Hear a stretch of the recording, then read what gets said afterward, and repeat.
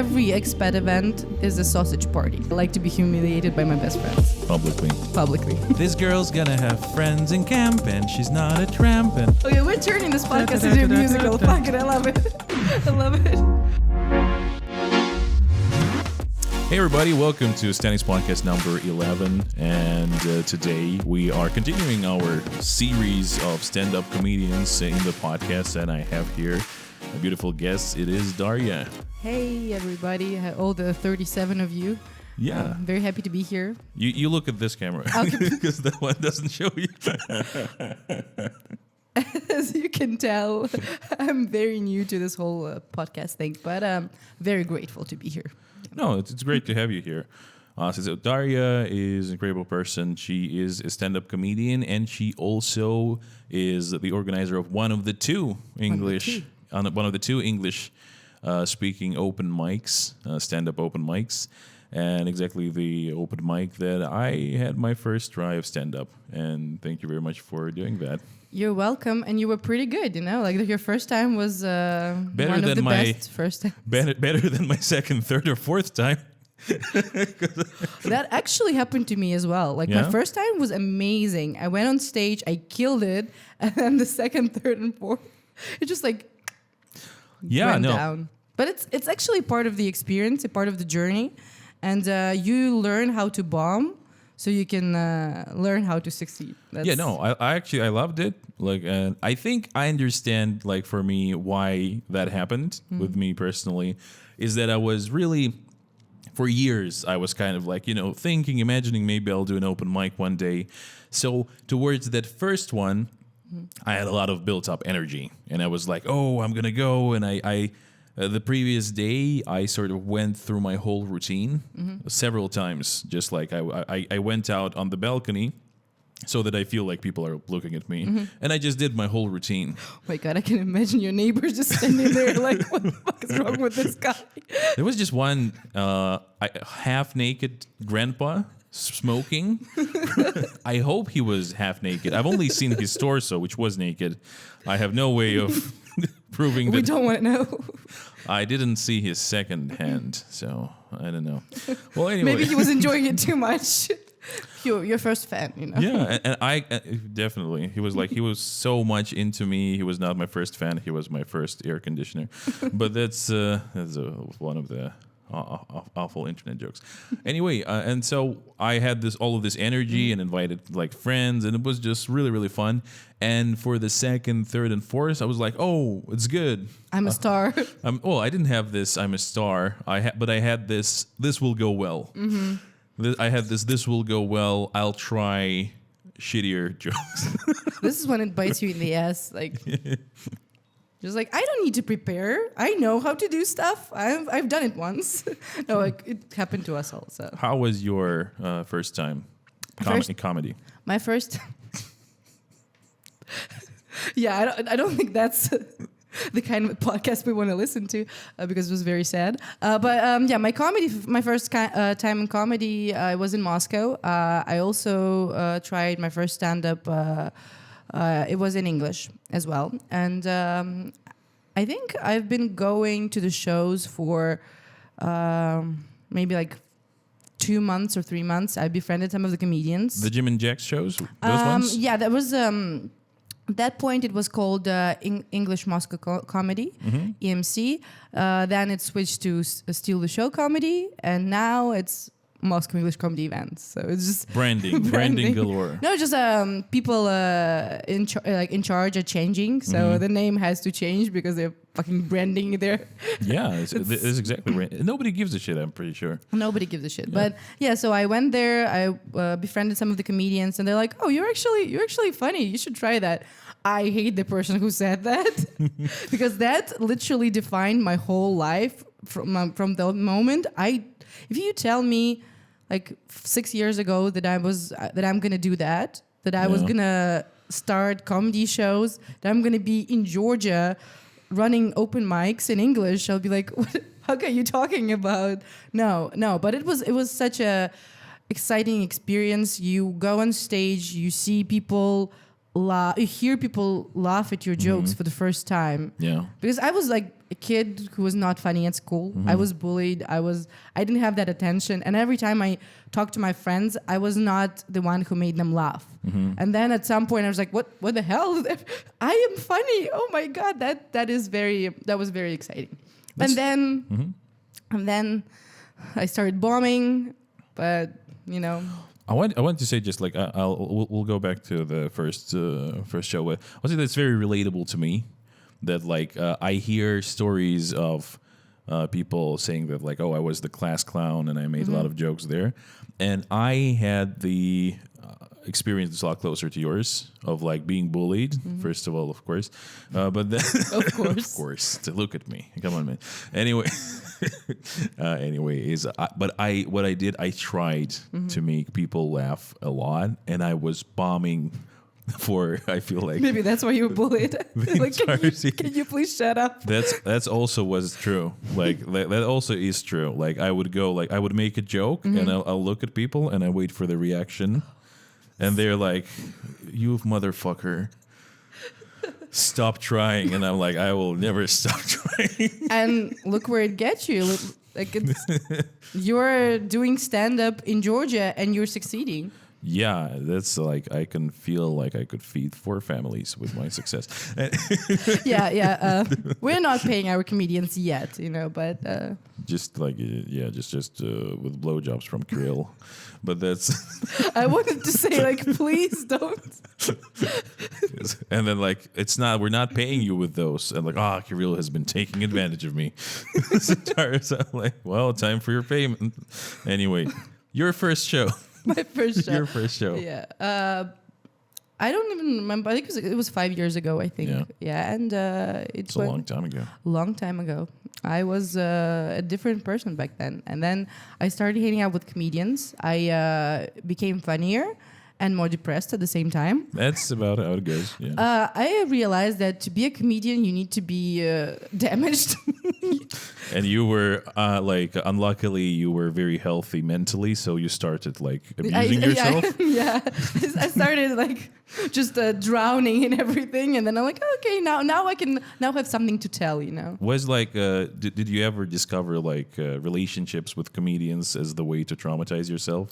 I did try to date a few comedians. You know what they say? The guys go to comedy, they go to perform stand-up to get girls. Really? I mean, I don't get the vibe. Maybe it's because like we're still at the more amateur level.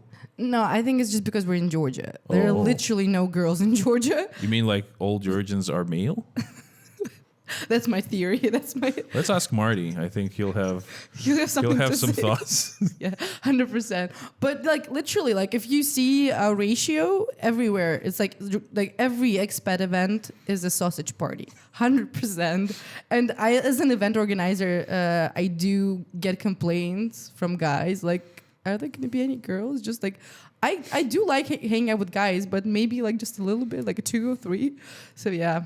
Is it like that there are no girl expats in the city, or that they don't want to attend like open events? What do you think? I do think that there are girls. Like, can we count Russians as expats or not? That's a question we need to define it's like, first. We're like, I feel like Russians are firmly between the expats and refugee, somewhere or there. Occupants. Or occupants. That's I don't true. know. It just depends on the. Yeah. But I would say, like all the Russian girls, they all normally follow their guys. Yeah. So they don't go to the shows without the guys, and if they go, it's kind the way of you said it, I'm like, what kind of image of Russia we're projecting? Because they don't want to get beaten. That's why they're following. That's what you said, not me. What kind of image you're projecting? So you're saying like, well, girls are following their guys. Yeah, I but mean, what like, about girls that don't have guys at the moment? They are. I think they're still like. It depends on their level of English, because Russians are not really like. It depends. They're on, not great with English. Yeah, that's true. Yeah, 100%. So they tend to stick to the Russian community here, which is quite huge. So they are satisfied with their pick of the litter, whatever. Like they date within, and And Dating within sounds like a next level meditation where you're like, I don't need a partner anymore. I'm dating within. I'm dating within. Yeah, but I would say like I don't know many female expat travelers or that are like living here. Like I think maybe 10 girls like that are constantly in our group. 10 girls. That's it. Everyone else is just guys. So it's just it's kind of terrifying. It's interesting, actually. It is interesting. Well, I'd say probably if you talk about Russians, the guys are more motivated to leave the country. 100%, yeah. Because they have like, you can be very much against like what's happening in the country. And I am extremely against what's happening in the country, invading Ukraine. And just like homophobia getting like cranked up to a new level, and censorship getting cranked up to a new level, and corruption getting everything's getting cranked up to a new great level. Yeah, and my parents are like, Darya, come back. It's so amazing here. I'm like, but if you're a girl and you have like a job, for example, and you're not that sure that you can immediately grab a job on the market, and it's in a Russian company, and they tell you, no, you stay in Moscow, like you stay in anywhere in Russia, or you lose your job. Yeah. You might have to stay. You might not have the energy to do that. Yeah. But if you're a guy in that same situation, you're like, fuck you guys. I don't want to get drafted into the military. Yeah. I will leave, and I will be forced to look for another job that's not a Russian company. That's a good motivator, to be honest, to get a remote job. That's like one of the best ones. I had like I'm so used, by the way, to remote work now because I've been doing it for since COVID started, like since 2020. So it's been 3 years, and somehow I now cannot imagine going back to the office. Actually, same. Have you when did you start working remotely? So I quit my job right before COVID hit. Okay. I think it was like 2 or 3 months before pandemic. 2 days. yeah. I knew something. They're suspecting me. No, but the thing is, I quit my job as an event manager. So this was I built a career as an event manager, but then I was so stressed and decided to fuck it, I'm gonna pursue something else. So I quit my job. I had a little bit of savings, and I'm gonna look for something else. And then the COVID hit. I'm like, fuck. So and then I decided to be a good thing is, even if you stayed, I would I would have been paid, just for doing nothing. That would have been amazing. But or you might have started organizing those online events. I hate those. I do not know how to operate those. Because you need to be good at whatever that is, whatever we're doing right now. Yeah. And I'm absolutely terrible at this. He literally caught me looking at a different camera. It was funny. I was looking at the camera that is pointing at him.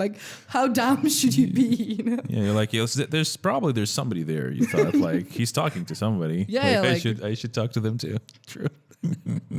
It's okay. You're doing great for first video podcast.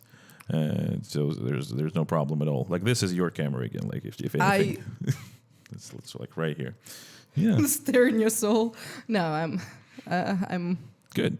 How long did you work as an event manager? I think 2-3 years. 2-3 years. Yeah. What was the kind of the industry you did that in?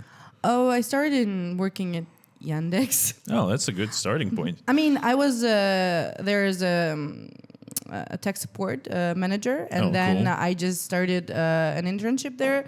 I just literally harassed a few people, and they said, "Can I please work for you for free?" They're like, "Of course, that's free labor." That's a great way. You're very strong-headed. That's great.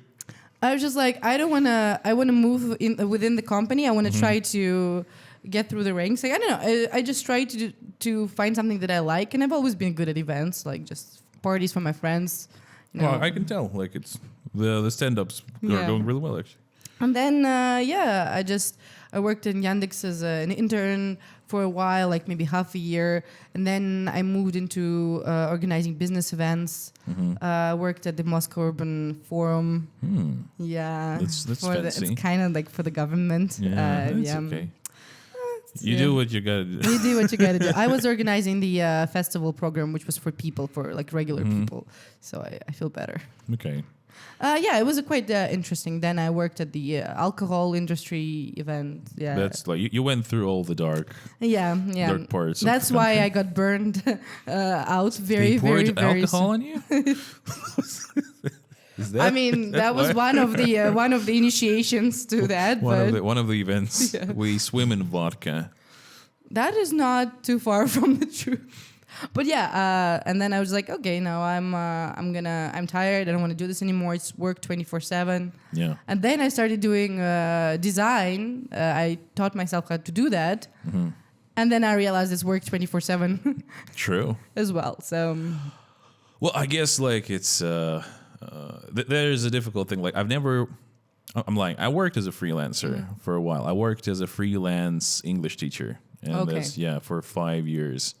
Because like I went to university because I wanted to escape the army, and after a year there, I decided I don't want to stay there anymore. So like I worked on getting out of like a military draft, and then I just moved out of my mother's home, and I just started living by myself with my girlfriend, who is now my wife.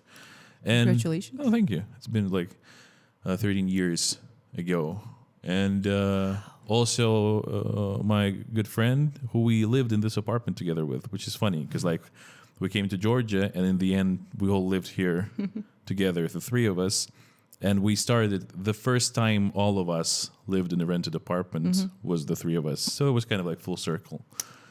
Yeah, then he really annoyed me, and like Not your best friend anymore. we're not living anymore together.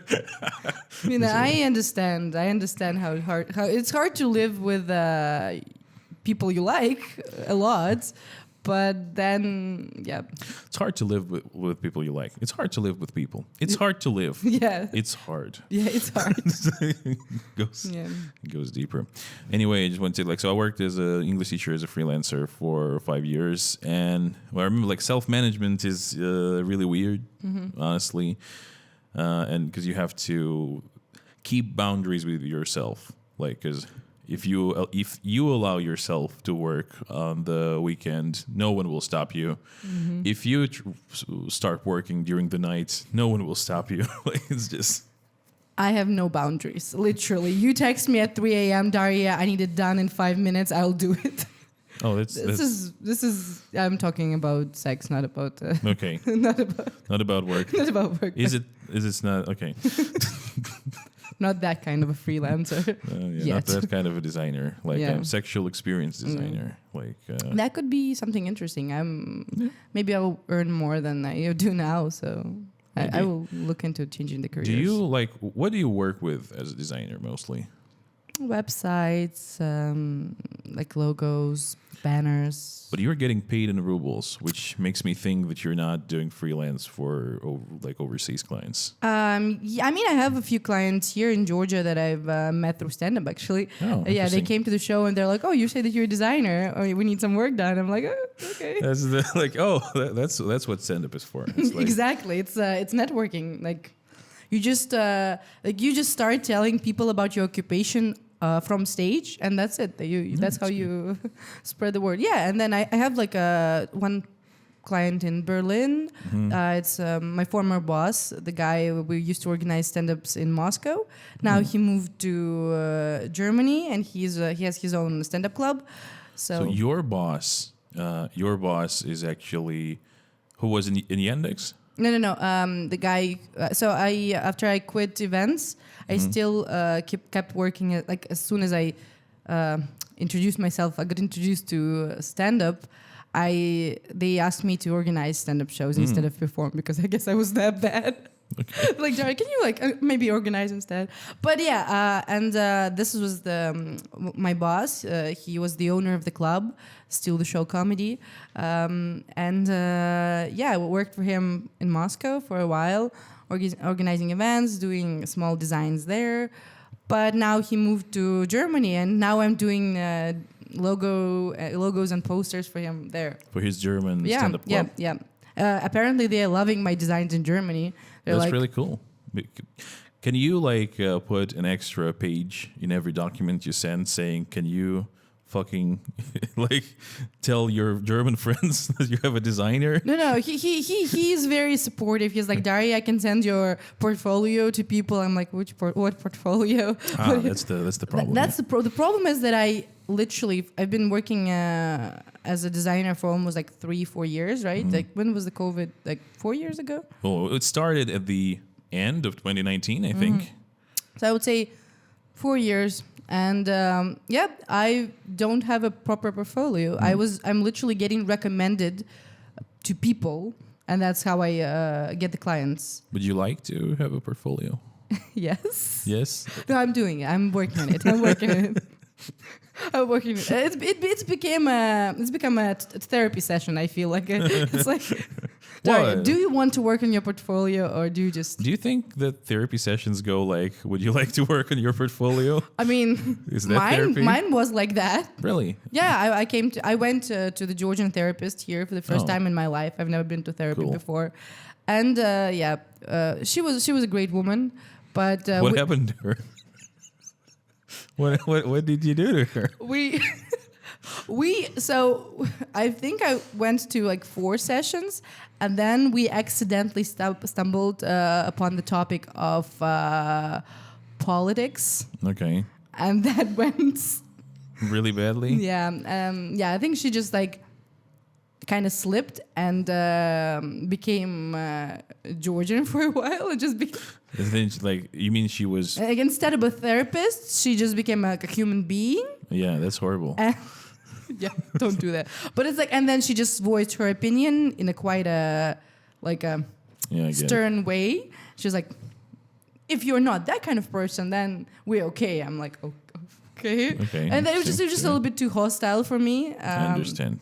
And I'm like, okay, you seem like a great lady, but if we're not too aligned with the ideas of like about the politics, then maybe I should not visit you anymore.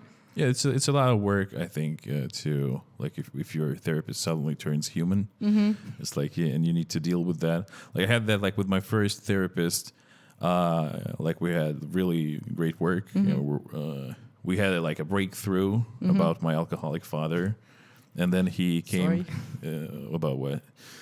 About the alcoholic father. No, that's gonna get better. And the next session, he came in entirely drunk. The therapist, and I found him in the garden, on the first floor. Maybe that was like the part of the therapy session. Because I talked with Rupert about it as well. Like it's like exposure therapy is really good. Yeah. But nobody talks about how good surprise exposure therapy is. It's like you're not ready for it. It's like, whoa. I mean, amazing. I would love to have that therapist. I would give me his number, please. I'm curious now. Maybe we can get drunk together. Maybe. I'm not sure he like. Then I kept coming to him for another month. First I was screaming at him, and then I was just like pestering him about like this, and he was very ashamed of it, and he didn't want to talk about it basically. And I was like, you cunt, like this, you cowardly cunt, and that's it. Then I left. But I've had a lot of therapy since then as well. Well, I've heard that therapy is very good. You have such sadness in your eyes when you say like just the pain. I just cannot afford therapy anymore. So I'm just hoping that one day I'll fix myself. Yeah. Well, there are some actually. There are some. Free support like therapy stuff that you can get. I've had one therapy session that was free in Russia. Yeah, went horribly because we established that I have mommy issues, and she literally started acting as my mom. Okay, and she was like. She tried to substitute her, and it felt so weird. I'm like, maybe we're not on that level yet. Can you please stop? This is our first session. It's true. Like, it's funny in Russia, like how it's a minefield. like when you talk to like Americans and they're like, oh my God, how can you all of you like afford therapy? Because it's like it starts at like $100 an hour there, and you can actually get therapy. I don't know, like I think as low as, if you find like a just starting therapist, it can be like $10 an hour. Oh yeah, 100%. Definitely. And even like there are a lot of good like therapists who just don't value themselves enough, and like you can have like $30 an hour easily. Or like online session Yeah, from all some that. website that Yeah. provides therapy. Just abuses therapists and who don't know better. Yeah. Like there is an American one. There's like BetterHelp. It also does that. I went there for a couple of months. But anyway, let's. We kind of ventured about something very sad. We got lost. We got lost. It's fine. That's why we go to therapy, right? Yeah. So I'm actually a trained therapist. Like I learned to do therapy for 5 years. wow. And then I like on the second year I realized I didn't have enough money to pay for the education, and it's not the university education; it's like courses where you practice. And so I thought like, what I would want to do, and I'm like, okay, if I could be an English speaking YouTuber, that would be actually worth doing. And so in 6 months, I found a job of doing exactly that, like being a community manager in a gaming company. That's amazing. I just started You're living my dream, to be to honest. be a community manager in a gaming company. Yeah. I mean, better than a designer, so. Your dream is anything that's better than But me. It's a very specific dream. What's your dream? Tell me your dream. My dreams and aspirations. I have no idea, to be honest. Okay. I just want to live by the beach, but somewhere in a big city. Yeah. I want to do something that I love. You know that sure. bullshit. Mhm. I don't want to live in Russia. Okay. That's my dream. But you don't know what it is that you love that you want to do. I mean, I do love stand-up. I do Sure. love organizing a few events, but it's still kind of stressful, so it takes a toll on you a little bit. If you like moved and I don't know, organized a club in Germany, would that work? I guess. I mean, I don't want to organize a club here, so I guess no. I don't think so. No, it's too much responsibility. You see, I don't really like when you were talking about. Maybe I don't know if it's going to be on the podcast or not. But you were talking about how you are your own boss right now, and before that you were just following instructions of other people, and I really want that. I just want other people to tell me what to do, so I will do it well. And then I just get praised for that. That's my aspiration. Okay, I get it. I understand what you mean. Like it's not that I'm my own boss, but it is that I am the top link of responsibility in my area. But if you go in further, there's like the guy responsible for the whole game, Yeah. and that sort of includes the marketing as well. Yeah. And then there's the guy who's responsible for the whole studio. No, I mean, Yeah. but like you make decisions basically, and that's the point that I do not want don't want to make decisions at all. I just want people to tell me what to do, and I'll do it like Have you perfectly. Have you always felt like that? You know what? No, I think before I became a freelancer, I was like, oh yeah, I just want to be my own boss. But then I've been working as a freelancer for 4 years, and I'm like, I'm tired. I'm done. Please just tell me what to do. I'll do it. Teach me whatever. Be my mentor. But in freelance, you're basically supposedly doing stuff that other people tell you to, don't you? Yes and no. The thing is that sometimes you have to decide for the clients that just literally takes you, I want it be beautiful. You're like, what does that mean, beautiful? What does beautiful mean to you? And they're like, I want it beautiful. I'm like, okay.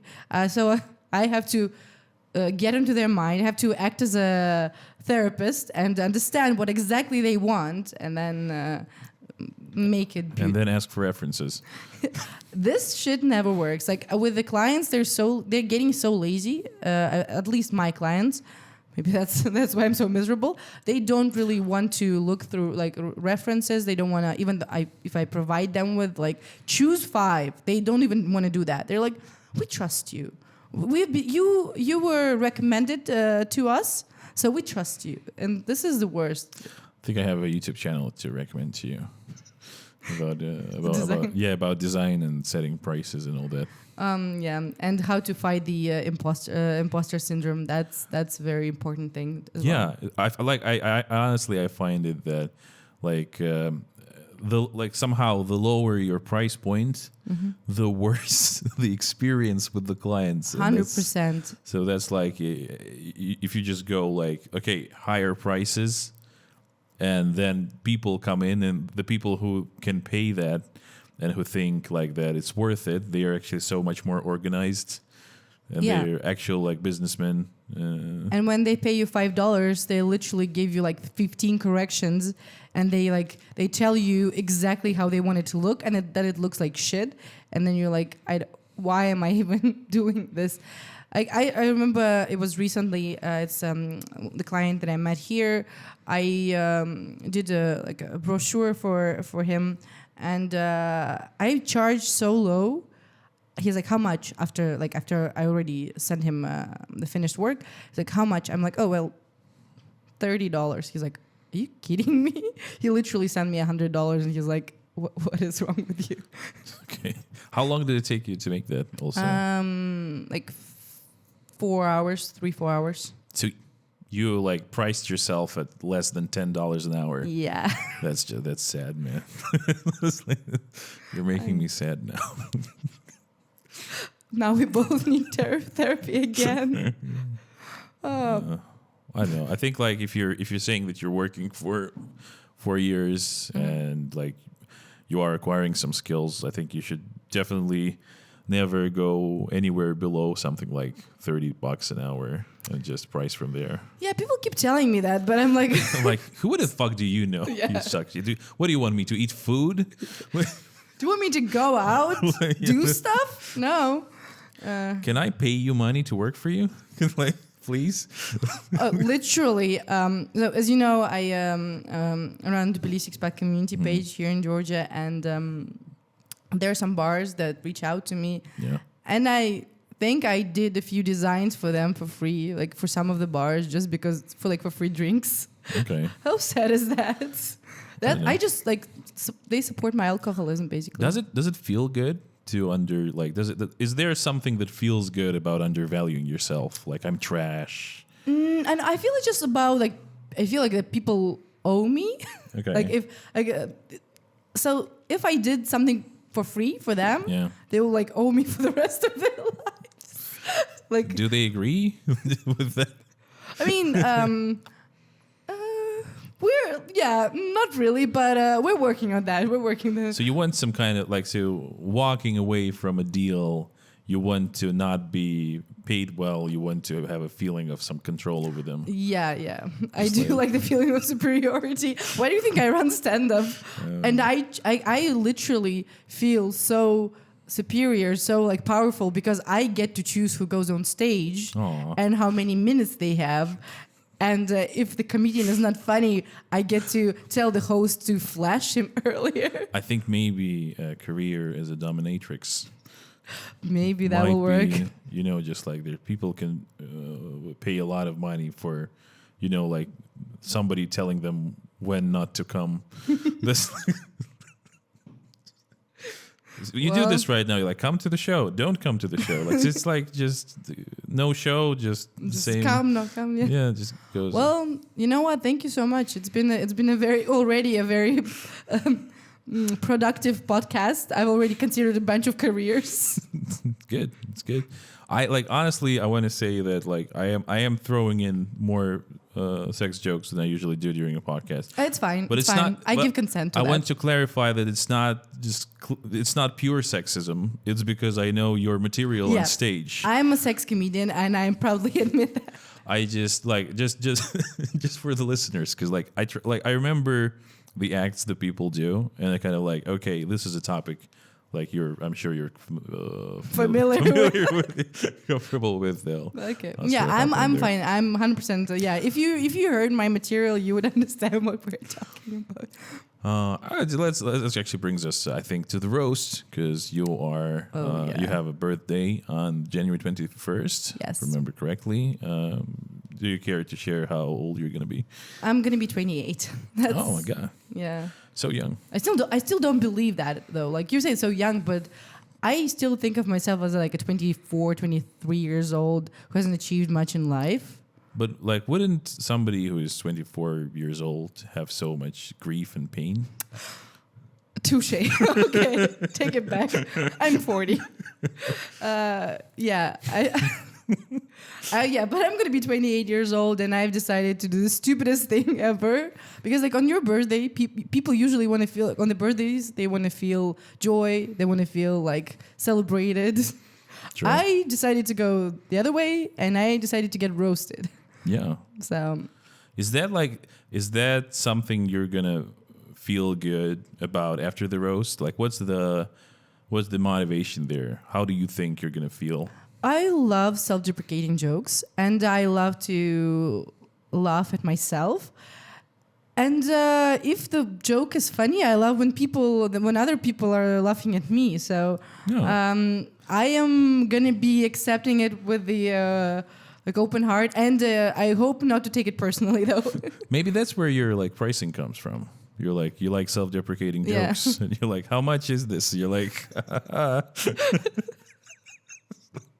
yeah. I mean, I do like to make a joke out of myself, so it's I think it's a good way. But yeah, I think I'll feel great. It's kind of like I will be celebrated, but in a different way. People will go and say the nastiest shit about me, and I'll be like, yes, that's perfect. Let's do that. Give me more. I need to be humbled even more. Yeah, well, maybe I think like maybe if at some point you feel like satisfied with your self-deprecation, like in one spot of your life, you will feel less need to self-deprecate in like professionally. Yeah. Plus, if other people will voice stuff, I don't have to say it myself in my mind. You know, I can just be like, okay, it's been said. I don't need to constantly repeat it to myself in my mind that I'm a loser or whatever. But my best friend, she's gonna. What's gonna happen is my good friend. He wrote a bunch of jokes for the roast, but he already left. Yeah. And so he's gonna give this material to my best friend, who is the sweetest person ever. She has never said a single bad thing about other people. So she's gonna go on stage and read the material without a microphone. No, without, so no one will hear it. An audience. No, she's gonna read it without reading it first. Mm-hmm. So it's gonna be a surprise for her and for the audience, obviously, and for me. Oh man, that's some high level shit right there. Yeah, that's. I hope she can she can manage. I mean, she's an amateur. She's not a performer. So, but I think it's just for myself. I just wanna hear her roast me. That's my goal. That's your fantasy. Yeah. I like to be humiliated by my best friends publicly. It's a weird kink. I know. But I'm not into kink shaming. So, good luck. Good luck. Thank with you. that. You're gonna be roasting me as well, right? I will be. I'm as you can see, I'm already kind of probing for material and like information. So that's I think actually like I've never roasted anybody like this. I do roast everybody throughout our communication always. Yeah. But it's different, right? Because it's like you go on stage and the other people that are not very familiar with your relationship also get to hear that. So it's kind of like you have to set it up a lot better, of course. Like you need to, and that was the thing where like I was like, oh, I really like to make jokes, but I remember that I couldn't just write any jokes, so I came in for the open mic at the point where a year ago, like I started a channel with myself on Telegram. Oh, that's what I do. Like I just do a private channel with nobody, and I call it like my jokes, and I would just try and put something that I think is funny in there. And I was trying to bridge that gap of like, oh, I make a joke and everybody laughs and it's my friends, but I cannot turn that into a joke for somebody who doesn't like we're watching a movie, a joke, funny, everybody laughs. Or we're talking and like I make a joke, everybody laughs. And I'm like, but how do I... And I realized this is the same problem that's like setup is like the mastery is in being able to do a setup. You need to create the perfect situation in minds of other people. But you can also do one-liners. That's one of my good friends in Moscow. He's like a king of one-liners, and Jimmy Carr. Yeah, I know him. Oh, He's my friend too. No, who did we bring? I think we brought him to Moscow. Really, once, brought Jimmy Carr? Oh my god. In a way, I'm trying not to think about all the fun stuff I could have done if I actually started 5 years earlier. Yeah, you could have. We could have been so best friends by now, or you would have hated me by. I guess I don't know. Well, buy guns, be guns. Let be guns. Let bisons. Bygones. Let bisons die out because of American negligence towards the environment. I think that's the correct way. That's the correct way of saying that. One-liners are like the mastery, top-level mastery. You need to know how to do that. It's like the phrasing and. So I'm wondering, so for me, to make a joke about you, like I made a joke about you being self-deprecating with your prices as a designer. Yeah. So then that's the question, how do I set this up? Because either there's what they do in the TV roasts, they do a short story in the beginning of this person is this and this and this, they're that and that and that, and they lay it out. And then every time a comedian comes up, they repeat the thing they need. This guy loves women and he had a lot of lovers. I guess that's why he looks like syphilis. And that. That is... Yeah, you should work on that. But yeah, I think you should just be Darya is so self-deprecating, she blah, blah, blah. So I think you just, said it's how I write my jokes in general. I just say one sentence before the joke to explain the situation, and then one sentence as a punchline. I don't really do big stories or whatever. So, well, I am excited for the roast. I am excited. I hope. I guess what I'm thinking, people will need sort of a guide. So for the comedians as well. So yeah, I will stumble.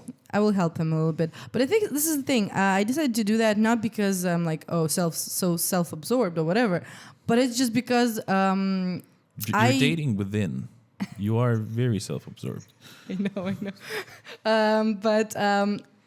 Because I run the Tbilisi Expat Community page, and I'm friends with a lot of people. So I know that, maybe not friends, but they tiresome acquaintances. This is the correct way. We get drunk together. And that's why I know that the people that will show up to the show, they will know me at least on the basic level. So it's not going to be absolutely random roasting a random person. It's going to be roasting Darya that we know and love. Is everybody who's coming to our open mics your friends? No, as you've noticed that I have a friends table. You do. I have 2 friends tables. I've seen Ross, Chandler, and Rachel there.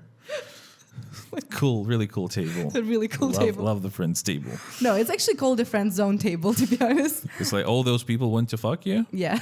Oh, amazing. I mean, no, that's not true. That's what my friend says. I know Allie from that table. I guess I'll ask her on her podcast. I'm pretty sure. How many times she tried to fuck you, actually? No, I'm talking about mostly guys, but okay. But I would please tell Allie that I'm open to that in case she's interested. Because you're a real ally. Yeah. Real ally. You're going strong with the dead jokes. Real LGBTQ ally. I love it. Even if you're straight, you're open to it. I don't want to be straight, to be honest. I really want to. I want to be there. I want to explore. But yeah. I've seen a great bit about that from a girl who's I mourn the fact that I'm straight. 100%. These disgusting men. Why the fuck am I only sexually attracted to you when there are such beautiful women walking around? It's just harder. It's not about the disgusting men. I don't do that. I just feel I don't do that. I don't do that. I just feel I keep hitting this with my teeth. That's dangerous. That's what she said.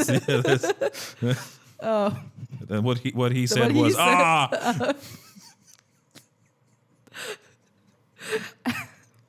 If you hear my stand up one day, you Still, you say it like it's a traveling, folklore tale that like somebody just maybe you're standing in the mountains and you hear like a boy having goats out like eating grass and he's singing your stand up. If you one day you'll hear my stand up. I mean, it's yeah. I don't know. It's kind of like my stand up is just very. I would never do it in Russian, to be honest. I would never do it in really? Russian. Never. It's like too dirty. Too dirty. But for some reason in English, it's okay. It's fine. Sure. Like that's actually also an interesting topic of like performing and creating in a different language. Mm-hmm. Like I feel like my personal story here is that like I had a hard time connecting with my like classmates and getting bullied, all that. So I sort of escaped into the world of English content with like, be it actually Japanese comic books that I read in English or like YouTube videos that I watched in English or stand-up comedians, sketch shows, TV shows, all that. And after a while, like I just felt this need of like being one of those guys, basically, like, or one of those gals or one of those non-binary folks. And yeah, I think I've covered everyone and everybody else, and that's and that was sort of important. And I feel like for example, when I write out my thoughts about difficult topics, just like that, I need to think about something. I also write in English. Same. Yeah, and so like, and I feel like it's this safe haven. Yeah, it's exactly how I feel. Like you just described my life story. I think I can relate 100%. Especially like when you said that you were bullied, right, at school in Russian. Yeah, so, in Russian. So yeah, whenever I said something in Russian, I felt like people were always judging me. Yeah. But then. Even like from the young age, thanks to my parents, I got to travel a lot. I was sent to the summer camp in London when I was 12. Cool. And there, in English, I got accepted. I was popular. People liked me. Popular. But it's like, I love how like different my persona even is in Russian and in English. Like in Russian, I'm like this girl's gonna have friends in camp and she's not a tramp and okay, we're turning this podcast into a musical. Fuck it, I love it. Yeah, and then I went to like camp to the summer camp. That was we had English lessons there for 4 hours. Although I went to the summer camp for 4 years. So, okay. Okay. Sorry. Cool. That sounds really so good. every time I was connected with English, I was accepted. So that's how this started. Yeah, that's actually really interesting. Like I had that, but by myself. So that's somehow sad. I've never that's the question I got really tired of like, oh, you lived in like some country, like you lived in America, you lived in Britain. I'm like, no, fuck off. I'm watching YouTube videos. That's why my English is so good. Yeah, and people don't believe that. They're like, oh no, that's not true. Like you cannot speak English that well with just YouTube videos. The other funny thing that I now hear is like people like watch my videos or something and they're like, oh, it sounds so good. What AI did you use to translate yourself into this, like into English? I'm like, you fucker. It's like now, like, and it's been happening for the last, I think, couple of months. Wow. Now people like think like this is like literally, I think, 80% of everything that there is marketable about me is my ability to speak well in English. Yeah. And people are like, oh, cool. Put yourself through a program, didn't you? That's nice. I'm sorry. But I think it's just they don't believe that a Russian guy can speak English so well without an accent. And it's. I am scared though about because I have some some of my work is voice acting, and I've been working on that, and it is in jeopardy right now with all of this AI stuff. Oh, You won't right. believe how good it can sound just like really quickly. yeah, but they also say that designers are going to get kicked out of like their jobs and replaced with AI. But literally, if you ask even ChatGPT to generate like a picture, like my friend recently generated a picture for the bar for the event, Yeah. and all the people had 3 legs. Yeah, I get that. Give it Give it time. Give it time. Give it 3 years. And you're gonna be like, oh, I can't believe I'm 31, and that's And without a job because the AI took fucking over. AI. Well, I guess I'm gonna be. What did you suggest? What were the jobs that I should Like consider? Dominatrix. The dominatrix job will not be escaping Yeah. to AI anytime soon. Although I can imagine like Siri just cursing on you as like, I guess that yes, that definitely. But like like the human touch, that's gonna take a long while because you need some really high level of robotics that are just still not. It's not as scalable. not in Eastern Europe, but I say somewhere like I don't know, China, Japan. Yeah. I think they're very. They probably already have like a molest you for $5 toilet. I'm pretty sure they do. They probably do. I'm pretty sure they do. Like the things that already actually exist in this. It's crazy. It's crazy You have VR goggles and you have a thing that you can put. Yeah. put your dick in and or I guess for girls they had the thing that does that for a long time now. Yeah. For girls, we've been more lucky, I would say. But I feel like like the devaluing of cunnilingus that has been happening in the last 10 years is incredible. Yeah, like just the inflation of the like the currency of cunnilingus is just falling. It's not worth that much anymore. Yeah, Huh? because like it used to be like it's like a manual job that you can take pride in. Mm-hmm. Like at the end of the day, you kind of like wipe sweat from your forehead and you're like, yeah, I did a good job there. And now it's like we could do that, but I also have this vacuum vibrating, pulsating. Yeah, DJ and thing. it will do its job like faster and. Could you just like lay here, like I don't know, say dirty things to me because ChatGPT still can't, like Siri still not can't, yet. like choke me a bit, and Although, audiobooks, yeah, dirty audiobooks, still a thing. Still a thing. That's my OnlyFans. That's the one that I got to a low point in my career where I'm like, okay, I will now read sex stories to 14-year-old girls on the internet. That's your voiceover career. That's my voiceover career. Yeah. Well, I am your client because I do read smut fantasy as my guilty pleasure. So And then Channing Tatum came into Justin Bieber's ass. Everything was well.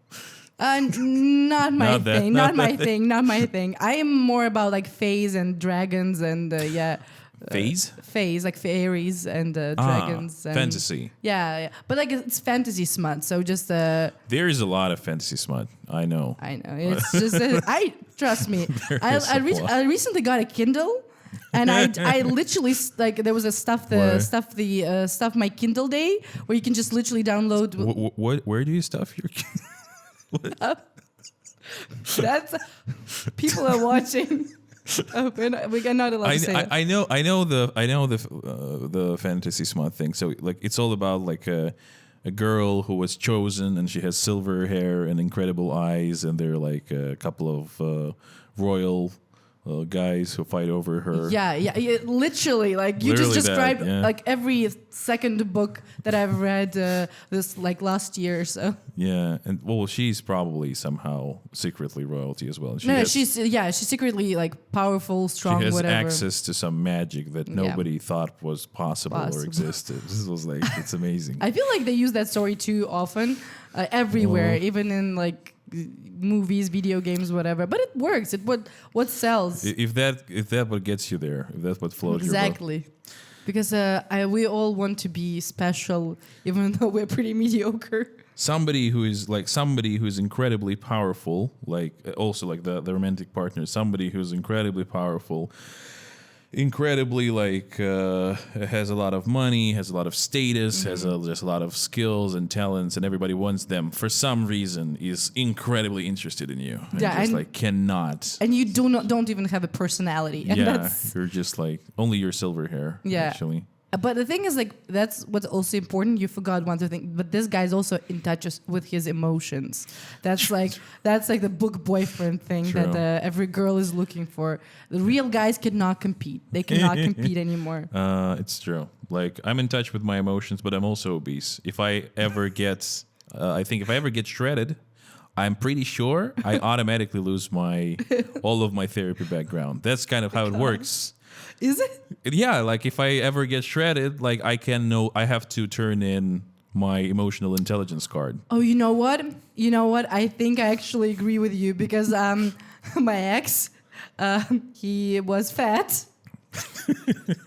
And he was like the nicest guy, apparently. I don't know, from what I've heard.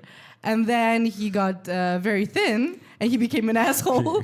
He went on that Sigma grind mindset. Yeah. It's like, I've tried to be liked by people before, but now I don't need to. So I don't know. Maybe that's how it works. This is a really nice change of pace, our podcast, because like we've been getting into some heavy shit on the previous ones, and this is like, fucking, that's good. Well, you knew what you were into when you were inviting me. True. If my father is watching, please don't judge me. Actually, my father came to my stand-up shows. Really? That's not a. I do that as a stand-up joke. Yeah. But that's actually true. He came to my stand-up shows. No, that's great, actually. You've seen, like, my mom came for one. Yeah, she's such an adorable woman. And then she went outside and like harassed some boy into crying, I think. What? Really? Oh, not really. Like, I don't know. Like, she said something very mean to somebody and they left, and she told me about it very happily. And I'm like, why are you so evil? She keeps saying that she's Hitler. Well, we cannot judge our parents even when we really, really want to. I can judge my parents easily. Father, alcoholic. Mother has narcissistic personality disorder. But she tries. Do we have the same parents? What is happening? Oh, you're talking about Russian parents. Yeah, we do. We probably do. Yeah. My mom, though, she's like half Turkmenian, half Azerbaijani, so that's like. But it's USSR. Like, it's the upbringing is kind of the same. So overall feeling is great. I just feel like so counterculture just by not being an alcoholic. It's so weird. Like. Well, you should hang out with me more, and then we can fix that. I don't want to fix that. I like being not an alcoholic. Actually, I mean that's a great feeling. Yeah. I wish I knew. I wish I knew. No, I recently got bitten by a dog. And you didn't feel it because you were so shit-faced, or what's the story? No, it's just like in Georgia, if they give you a vaccine, you cannot drink for 2 months. Yeah. So that's what I was doing. I was sober for 2 months. The worst 2 months of your... I mean, you start to question your friends' choices. You know, like you're like, why am I friends with these people? when you're drunk, you're like, oh, these people are cool, but then... I sometimes, like once every 2 or 3 months, I will drink something and try to kind of like look for maybe I'm missing something here. And every time I'm like, this makes me numb and it obstructs I can no longer feel my feelings well.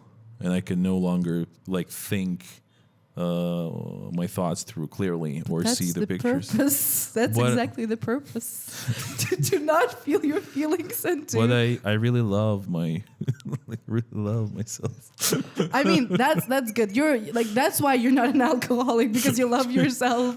That's how it works. I know, like it's just it feels like I'm trying to go in the other direction when I'm like, okay, I'll go do some group meditation, and after that it's like, oh, colors are getting even brighter and like thoughts are getting even clearer, and you're like, oh, this is what I'm feeling today, and it's like, oh, that's so nice. Oh, this feels amazing. Come to our group meditations. We have a monk. Wow. I have no idea. Like I've tried to meditate throughout my life, but I just can't. It's difficult to do by yourself. Like I used to meditate by myself, kind of like well, a lot at some point in my life, and it is difficult and it gives you a lot. But group meditations are a lot easier because you have a guide who's talking most of the time and just like telling you about like. Isn't it like a little bit annoying and distracts you from the? No, it's actually well, it is some helpful stuff. Okay. Actually, guided meditations are kind of cool. They are easier than regular meditations, and there are some spots there where you're like for 15 minutes it's silence. You see, my mom is a yoga teacher, so she is into meditation and all that kind of stuff. So I resent everything that's connected with that, just because, Yeah, just because I can. But yeah, I get it. Like the repulsion towards anything that has to do with people who your raised parents. you. Yeah. That's why you don't like alcohol. That's That's true. Does none of your parents drink? No, my dad is a recovering alcoholic as well. So this doesn't work that well. Your thought process there. I mean, yeah, but No to yoga, but yes to alcohol. I guess I like my dad more. Okay, I don't know. Maybe that's the reason. understandable. Okay, let's do something more cheerful. I feel like we just keep digging the hole and be like depression and parents and. That's where comedy comes from. Yeah, I think that's like the tragedy and the drama and the everything. But yes, we talked about the roast. We talked about. I wanted to sort of like. I think I already asked you about your sort of like. Well, let's narrow it down. Ambitions with stand-up, I'd say. I want to become better. That's my only ambition, and of course, I maybe want to be like just semi-popular, whatever. I don't have unrealistic expectations because I do not have the talent. Semi-popular. Yeah, I mean, I don't have the talent for like huge crowds and Netflix special, but. Well, first of all, as Netflix specials will tell you, you don't need talent to get. Yeah, true. You just need a lot of TikTok followers, but. Well, I know, like I don't really get the talent thing in a way. Like, okay, like for example, I know like I have musical hearing, and some people have even higher levels of like musical hearing than I do, because mine is not absolute. I just like it's pretty good. It allows me to learn languages by ear pretty easily. I can remember a song the way it goes just by ear. So if I play it by the notes, I can then play it without the notes. That's amazing. That's better than I have. Yeah, but some people, you can just show them the notes and they will already have it in their head.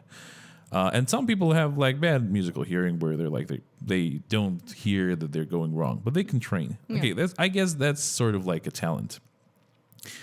But it's I feel like it's just like a group of skills. Yeah. Some of them start at a higher level and they go easier, but if you work in it, it gets better. And like I hear your jokes, like your jokes are funny, and like some of them I can see that you're doing old jokes and it seems like you haven't freshened up. Yeah, I think I just I stopped writing like a few months ago, and I cannot get out of the just like a slump. And and I can feel that like they feel like I've seen you do those jokes really well, and I've seen you do those jokes pretty badly, and it feels more like a mentality thing than the jokes themselves. And I don't know, like if you're saying that it took you like 3 months in a cave, like with like sweating and just like screaming and cutting yourself to write each one of those jokes, then like I can get okay. You're saying that you don't have talent in a way that you cannot make those jokes fast enough, for example. But is it true? No, I write jokes very, very fast. Like normally how I write them is just that I panic 30 minutes before the show, like an hour before the show. I'm like, damn, I cannot go and do the same material all over again.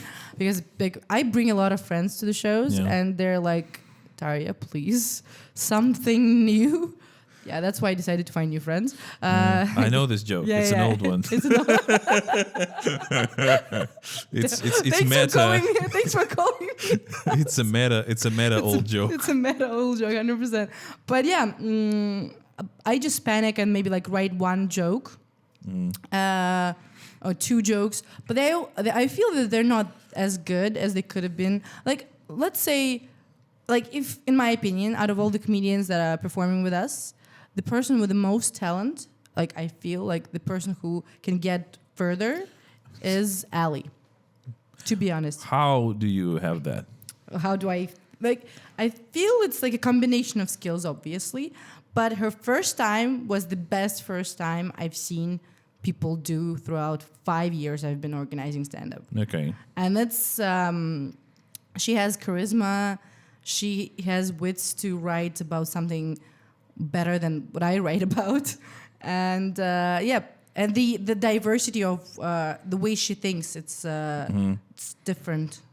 So I was like, and when it comes to stand-up and success and stand-up, I would say Ali has the most potential out of all. Even though like, Rupert is amazing, he's great, he's fun, and he has potential 100%. He might be a star, but Ali is just like the natural. I feel like. I wonder, like it's interesting. Like I can see there are different like skills and groups of skills, but I don't really get that. Really? Yeah. Interesting. Well, you see, everybody has different opinions, but from 5 years of the organizing, like 4 years of organizing stand-up, I picked up on the small like tells. Of course, like I don't have the experience to see like there's how to say like I sort of believe you in a way that you have statistics where it tells you like you've seen like pattern recognition, you've seen people with this type of something succeed more. And not to say that I don't enjoy Ali's performances; they are pretty great. Yeah. I like them. It's just that to me, two things are dubious there. Okay. First one is that it's this pattern itself leads to success because it might be correlation, not causation. Because like it could be like, okay, in your experience, that was the thing that led to success, but there might be some other things. But that's not interesting to talk about. The other thing is like I'm dubious about like calling it talent. It's weird to me. I get it. Maybe it's not maybe it's just. I don't know how to describe it properly. I just, for example, I do, as you can see, as you know, I recruit comedians to perform, and you saw a lot of newcomers. You saw a lot of people that try to come do it for the first time, and literally some of the people I recruited, and some of the people just showed up and like I want to do it myself. But the thing is, how do I recruit people? Is I talk to them for maybe like 10, 15 minutes, and I can understand if they're going to be funny on stage or not. Okay. And it works in 90% of the situation. Like I've been proved wrong once, and when I thought the person is not going to be funny, and they went on stage and they were hilarious. So that's like why all the people I bring, they're most like semi-successful because they are like I knew that they're gonna be successful. They're gonna be. I don't remember. I don't think we were talking with you before I came in. Did we talk? No, you. I think I just signed up through Kirill or something. Yeah. You Kirill introduced us, and he's like, Stanis wants to do comedy. I'm like, yeah. I didn't know. I had no idea how you would perform. So yeah, I was just trying to think back. Like, did we even have a conversation? I didn't judge you. I didn't judge you. We did not have a conversation. No. You just showed up, you performed, and then maybe we had a conversation afterwards. But you were already funny on your first try. So you were even on my stories on Instagram, like first time performing, and yeah. Cool. I should have I guess we're not doing a great job of tagging each other and stuff like that, and or maybe I'm not sitting on Instagram enough.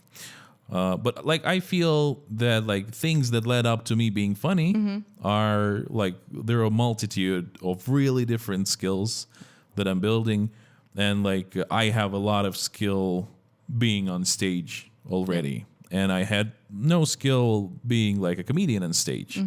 But if, for example, you were to talk to me, and I haven't been building this like performance career for myself, I'm pretty sure I would be much, much, much shittier than I am right now. No, I agree with you 100%. That like I told you, when I started doing comedy, I was not funny, and then because of all the acquaintances with the other comedians, because of trial and error, I succeeded, or whatever you can call it. But like just how I see people, and like I'm interested in a lot of creative stuff and a lot of different stuff. I see people and their ability to do something as literally like those buckets of skills, different skills that you build and Some build. people just lack understanding. It's like you saw a bunch of comedians on our open mics that just come and they constantly do material, but they constantly fail.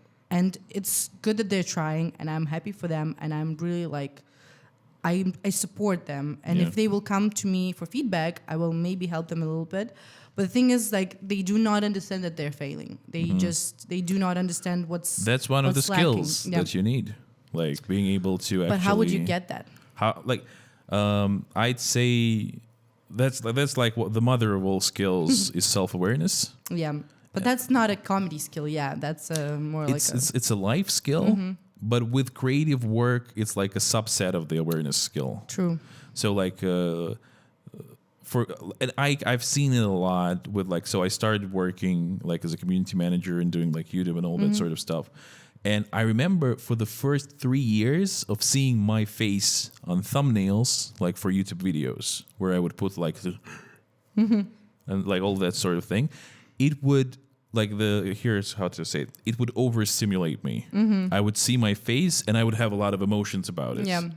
And it's even hard to say exactly which emotions. Is it like excitement, pride, fear, shame? Oh. And so also definitely, because like, why do I like? I would be like, why do I think somebody like that I deserve to be looked at, basically?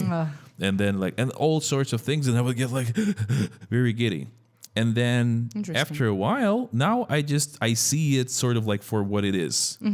That like to attract somebody to a video, you need a face, and like if it shows emotion, it's easier for people to latch on to that. It doesn't matter that it's my face. Yeah. It needs to be my face if I'm the main person in the video, so that they're just like, and nobody's looking at, this person, he thinks he should be seen by other people. Yeah, no one thinks Nobody that. gives a shit. No. But that takes time, like to realize that, yeah. And like one of the things I could have done, I could sort of like not be able to deal with those emotions at all, of like, because I would see my face and I'd be like, that's too much, that's too many feelings, I don't like that, and I would kind of like hid those from myself and not get that experience. And for me, with stand-up, as well, like the most important thing with performing and creating is being able as honestly as possible to look at yourself from the audience's eyes.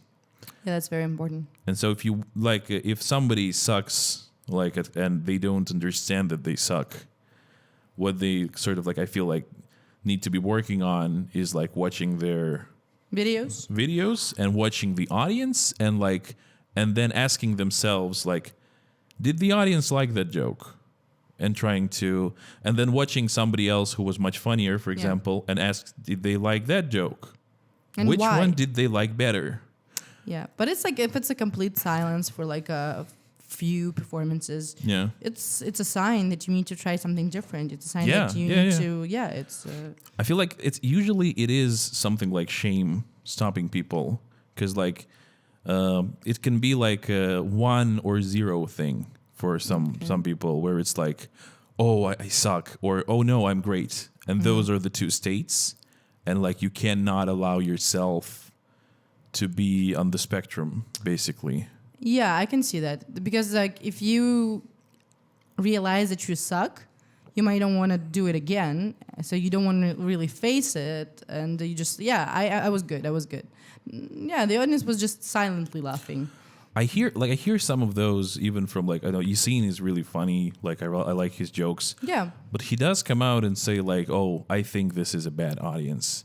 And I'm like, they're not like responsive. And I'm like, that's one way to look at it. Like you basically the same factual experience is like, there are some jokes, they're laughing less than you like expected. What can I gather from that? And basically, I'm always giving him feedback on why.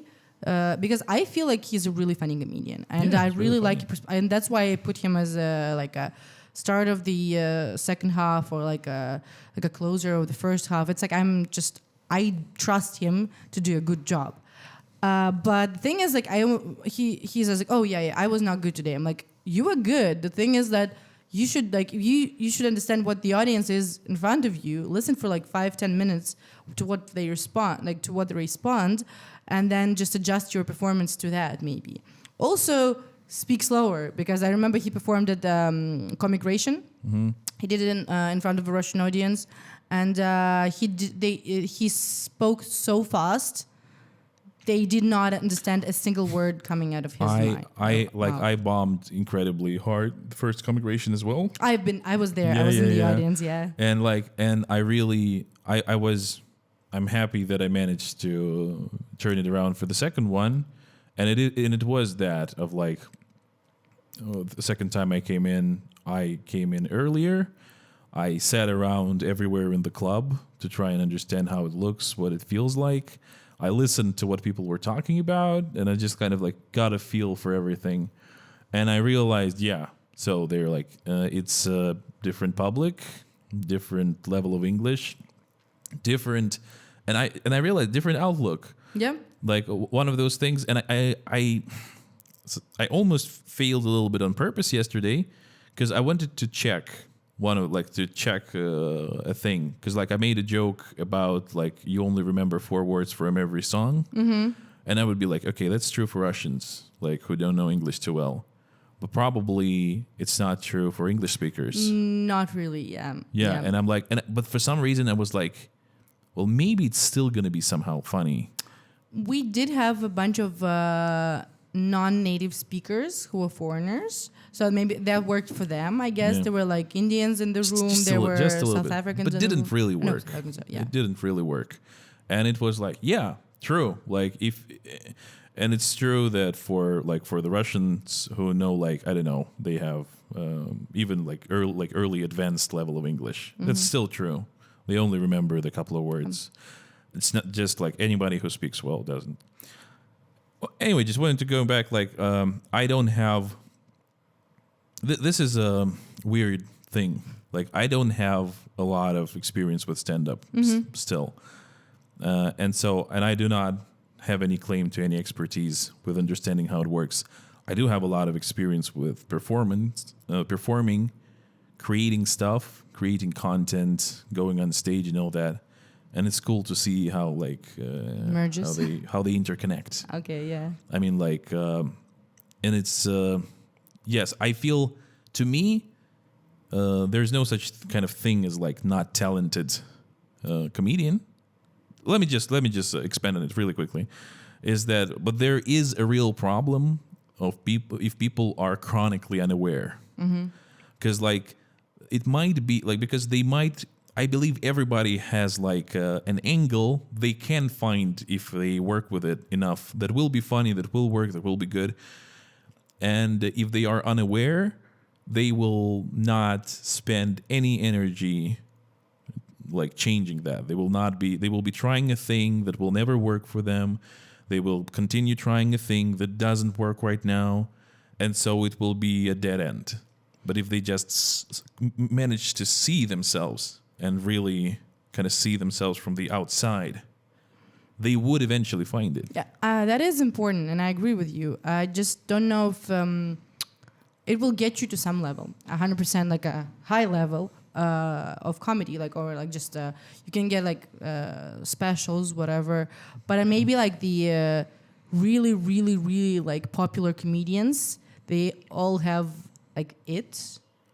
I don't know. Maybe it's just my perspective. They are like it's very important to have good comebacks and just improv as well. Mm-hmm. You can write perfectly.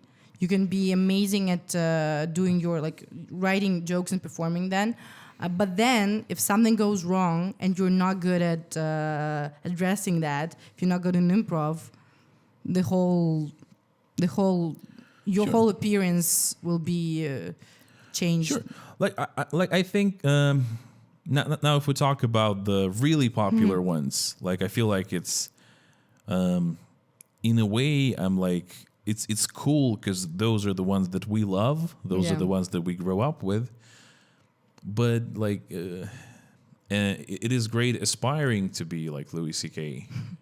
But you don't like Louis C.K.? No, it's just because of the allegations. We all want to be like Louis C.K. No, like we like even if we get to that level, we all kind of like We're all pieces of shit, I guess. yeah, we are pieces. We're of human shit. beings. That's understandable. Yeah. Well, okay. Yeah, I just. Did they just say that whatever Louis C.K. did was okay? No, it was not. I'm like, yeah, I am. Comfortably for me, like conveniently for me, I'm just leaving that out of the brackets. I'm like, okay, I'm not thinking about that. I'm just talking about comedy. Yeah. I guess I'm talking about Louis C.K. before the allegations came out, which is like, I still really love his jokes. Like the recent ones are just really great. But just talking about the comedy level, I'm like, it's great to aspire to be someone absolutely amazing, but do you really like need to become absolutely amazing? Like, I guess it depends on the person. Yeah, I think you can. I'm okay to be better than average. That's it. I'm fine with just being like good at what I do. I don't need to be like a star.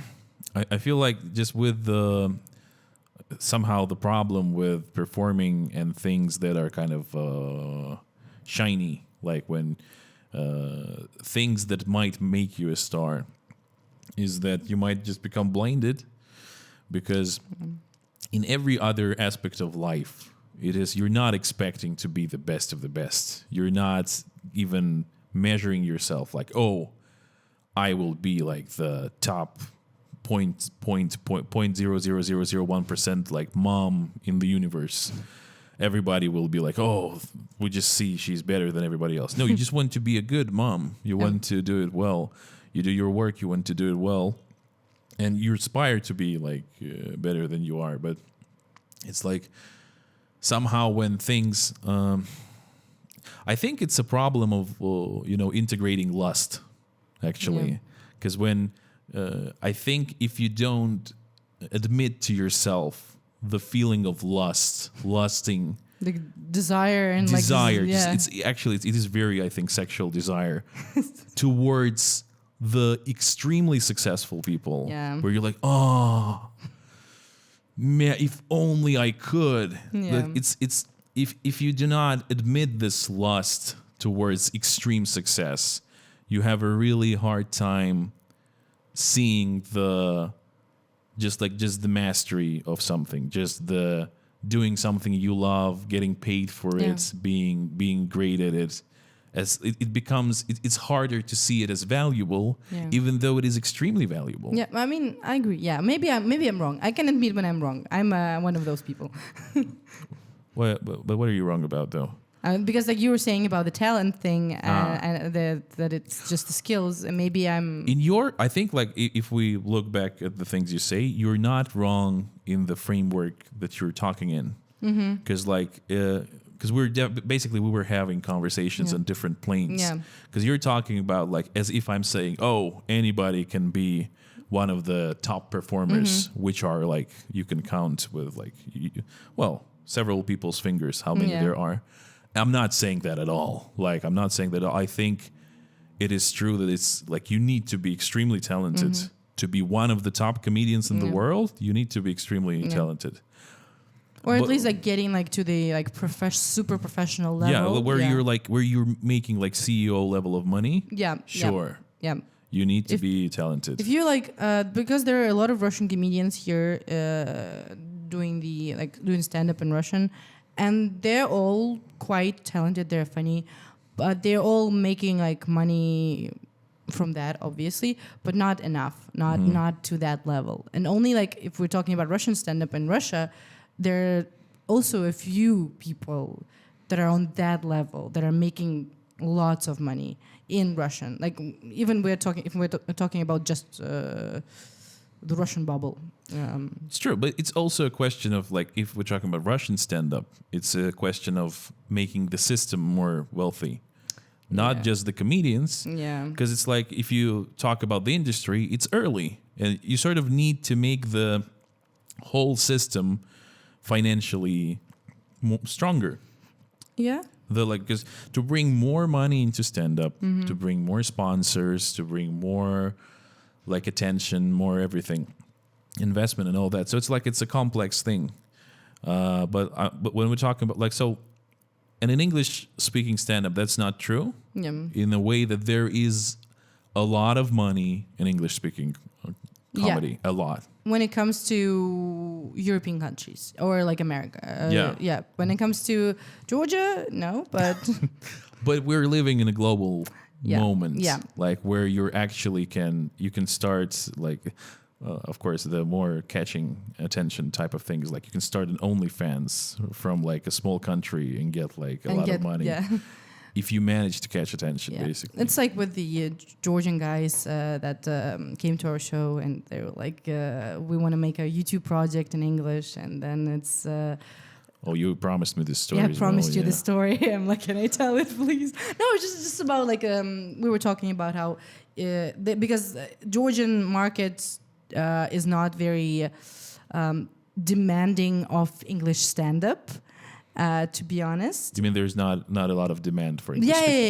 Yeah. Because like basically all the expats, they know about our stand-up and they come and they watch it and then they maybe come like once in 2 months, once a month. They did seem really happy. Maybe they do come.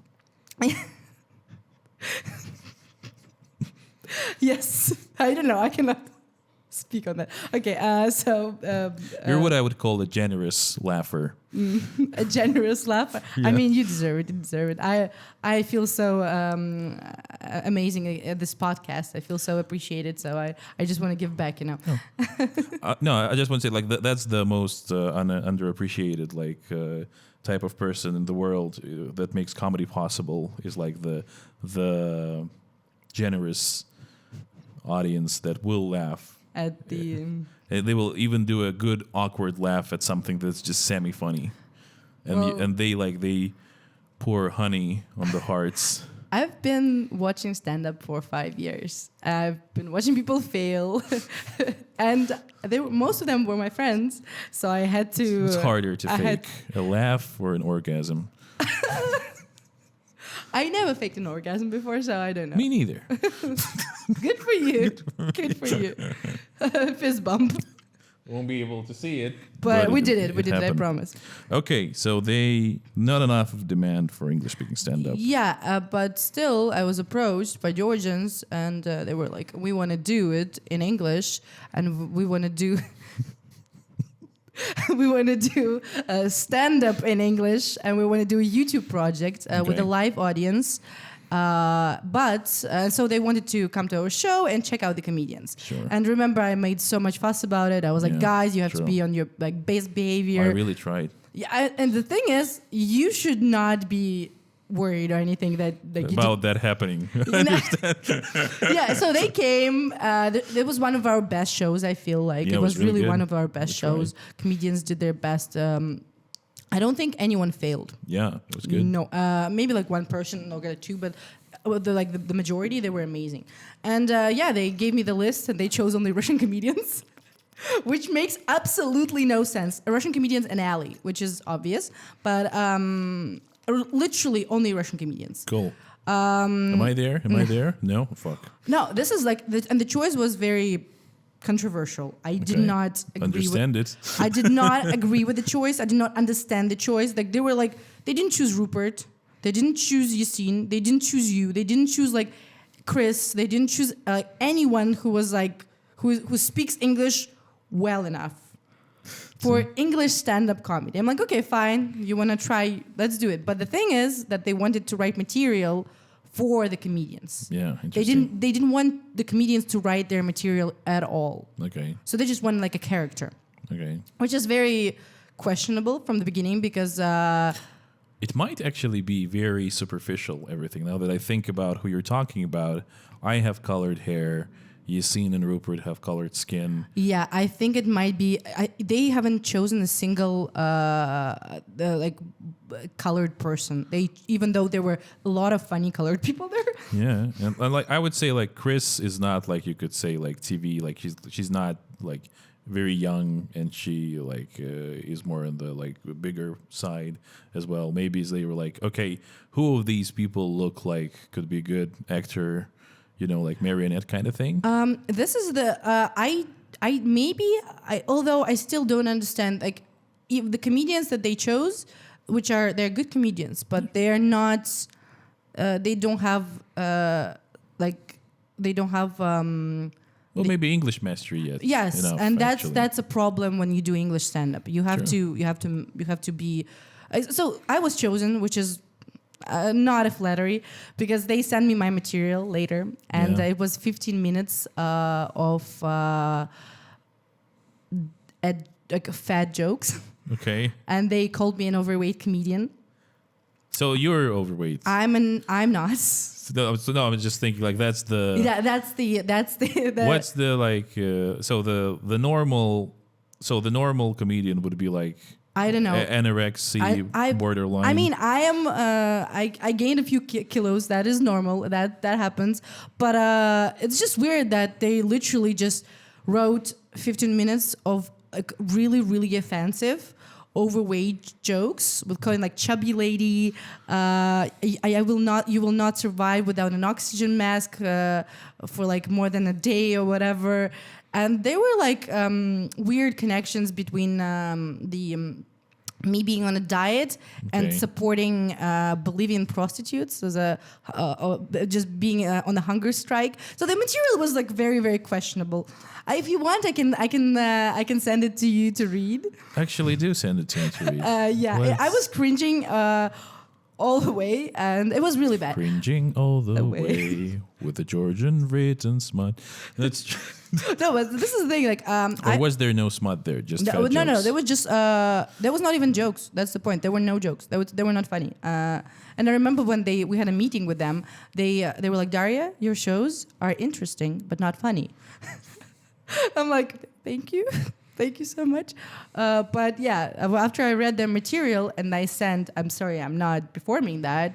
This is just basically rude, offensive. And if actual people who are struggling with losing weight will hear me perform that, they'll be so angry at me. And she's like, they just told me like, we just have different understanding of comedy. I'm like, No shit. They're like now I feel like I can actually kind of gather that because like they looked at our lineup and they're like, who is the fattest person we could tolerate to give our oh my god I'm so fat jokes. It's like Darya is like already probably 5 kilograms past that, but like let's try her. Let her joke about how fat she is. This was really. This is really not cool, man. This is like the question of like why you cannot write for people. Like it's not a good idea. If you're a shithead. If you're a shithead. Because you're a shithead. That's why you can't write for people. But it's Sorry, like, I cut it especially, short. it's obviously men writing for a woman. And to be honest, it actually sounded like ChatGPT routing. Like It actually might be, after I read it once, and then I'm like, that sounds like AI. And then I read it again, and I'm like, that's literally ChatGPT jokes. Because of course, as comedians, we all try ChatGPT as a helping with jokes, and it was so bad. And you kind of know. I only asked it to make jokes for me, and they were not good. Yeah, no. I mean, like, make jokes, just tell me jokes. Oh, okay. And it wasn't good. Just if I gave it a topic, basically, so it's not. I've tried I've tried different things. I've tried like make a joke about this specifically, in the style of this comedian. Oh, did that work at all? No, that was so bad. It does passable raps. Like if you can tell it do like an Eminem style something. It will rhyme. It will have the correct sort of rhythm. It will of course have none of the things that make the Eminem songs popular, cool, or interesting because it's fine. Let's give it 5 years. We're all going to be replaced. Again, maybe in 5 years, all the jokes will be written by AI. I mean, that's definitely better than those Georgians writing those jokes. But yeah. I'm like, I feel dirty now. Somehow. Why? So I don't know. Like I just just from that, I'm not happy. I'm just happy that every comedian that they chose, they refused to work with them after they read my material. Yeah. Because we created a group chat, just like, and then they're like, what the are we reading right now? Did they only send material to you? They wrote material for me and Kirill. Mm-hmm. And What did Kirill have? so Kirill had the cleanest material ever. Okay. Literally, no dirty jokes, no anything.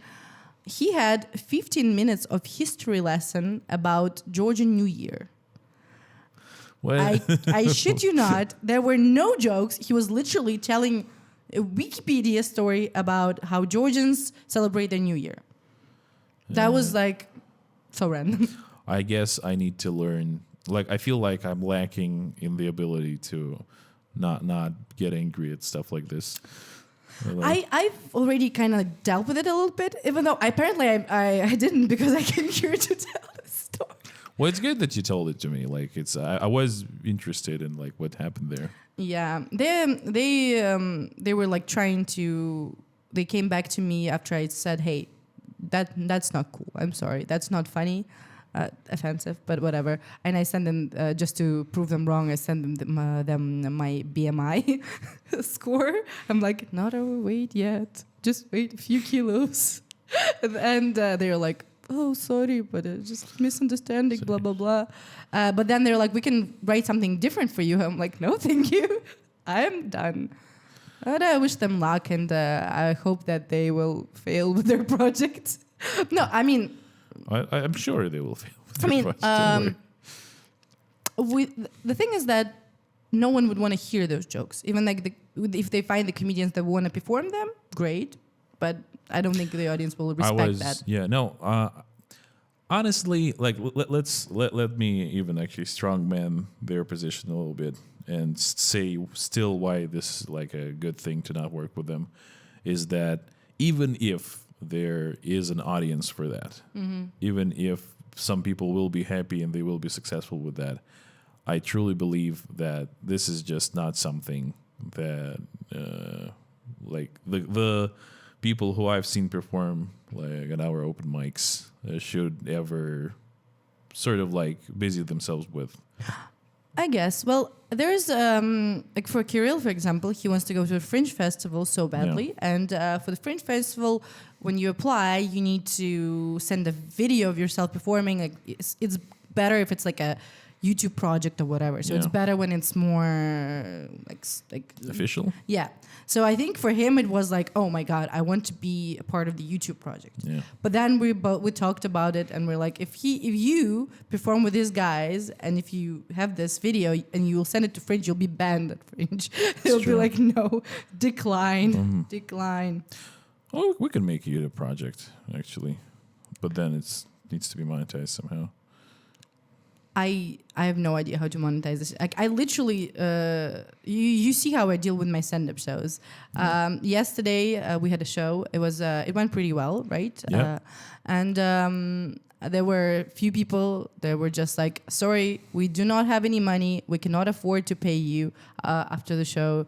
So please forgive us. And they left, and then they came back, and then they bought 3 beers. Yeah. Okay. And I'm like, dude. So yeah, I'm just a very soft person that not gonna ask for. I'm not gonna be like that collector that is gonna be like, money, give me money. I sort of like and dislike the system that you use right now. One of the reasons I want to say is that it makes the process of coming and going very obstructed.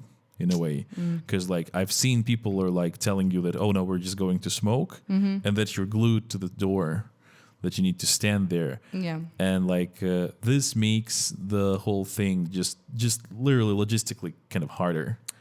Yeah, that's true.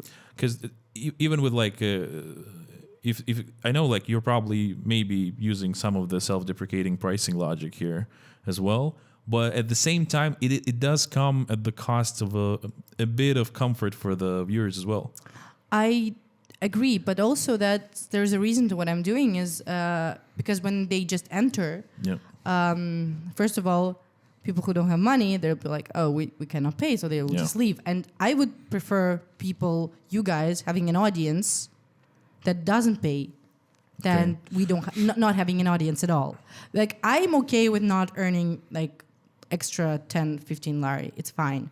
But you guys will enjoy yourself. You will perform in front of a full audience. That's my only goal at this point. I wonder if like, so you're saying that they will probably not be enough people if it was like 15 lari. Yeah, 100%. That we already tested that. The first few shows we did, they were ticketed price, and there were like 20 people in the audience, and because when it's ticketed, whatever, I have to pay the comedians, so all of them.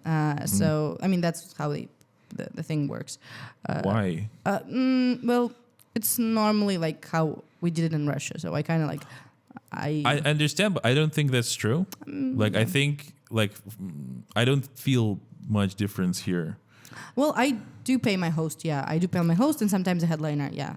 No, I'm just saying that like I don't feel the difference. Like, if you say that the tickets have a price, but you're not paying the comedians because it's an open mic, I feel no more offended than when you say I'm collecting money after the show and I'm not paying the comedians. I don't think there's like, maybe it was a certain way people were used to in Moscow, but I don't think there's actually... Makes sense, I guess. Yeah, because I've had this situation with a bunch of Russian comedians when they're like, oh, is it a paid show? Like, is it you're going to be collecting money for tickets? I'm like, no. And they're like, okay, when we'll perform for free. But if it's a paid show, then they're going to like, please pay us money for that. They're like, I've had these conversations. But the thing is, it's not about only that. It's about some people don't want to pay for something they don't know if it's going to be good or bad. True. And that's what the expats here are quite demanding, let's say like that. They don't want to pay for something that they might be like, especially if it's stand-up in English in Georgia. What do you expect from that?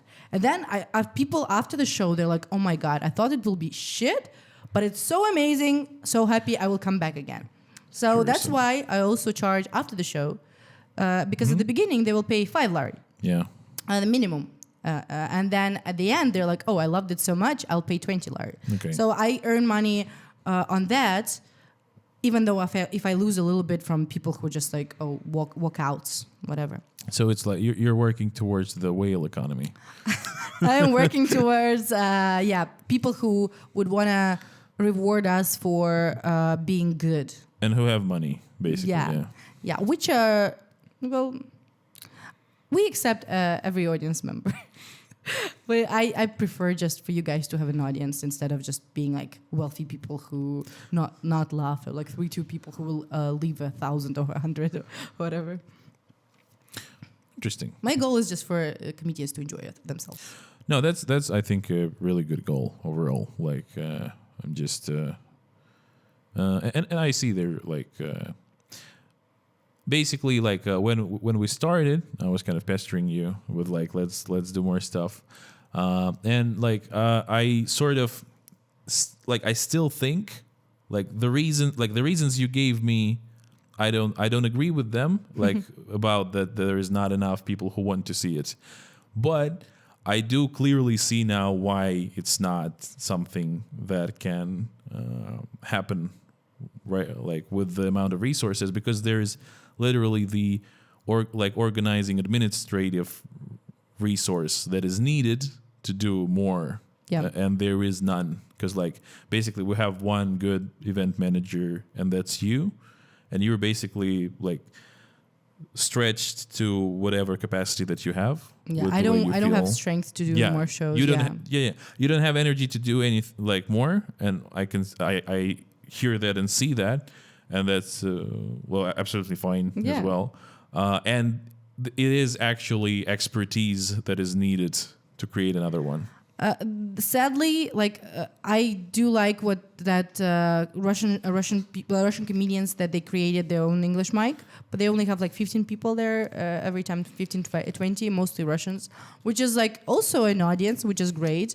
But it's they're just not doing any marketing, as I can see. Yeah, and they don't know how to properly market to expats. Yeah, and I literally I created Tbilisi Expat Community just for that. I created it for my stand-up.